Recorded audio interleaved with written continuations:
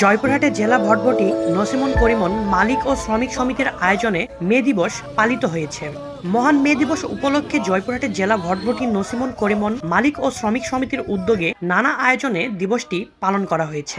বৃহস্পতিবার 1 মে সকালে শহরের নতুনহাট এলাকা থেকে একটি বর্ণাঢ্য র্যালি বের করা হয়। র্যালিটি শহরের প্রধান সড়ক প্রদক্ষিণ করে জনসচেতনতা সৃষ্টি করে। পরে সমিতির কার্যালয়ে এক আলোচনা সভা অনুষ্ঠিত হয়। এতে সভাপতিত্ব করেন সংগঠনের সাধারণ সম্পাদক মোহাম্মদ জুয়েল প্রধান। অনুষ্ঠানে প্রধান অতিথি হিসেবে উপস্থিত ছিলেন জয়পুরহাট শহর বিএনপির সাধারণ সম্পাদক আবু রায়হান উজ্জ্বল প্রধান।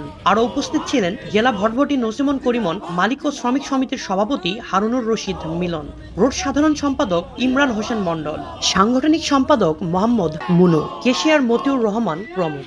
আলোচনায় বক্তারা বলেন, মে দিবস কেবল উৎসবের দিন নয়, এটি শ্রমজীবী মানুষের অধিকার আদায়ের প্রতীক। শ্রমিকদের ন্যায্য মজুরি, নিরাপদ কর্মপরিবেশ এবং সামাজিক নিরাপত্তা নিশ্চিত করা সময়ের দাবি।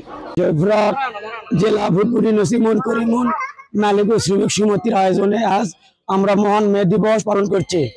মহান মে দিবস কেবল উৎসব নয়, এটি শ্রমজীবী মানুষের অধিকার আদায়ের প্রতীক।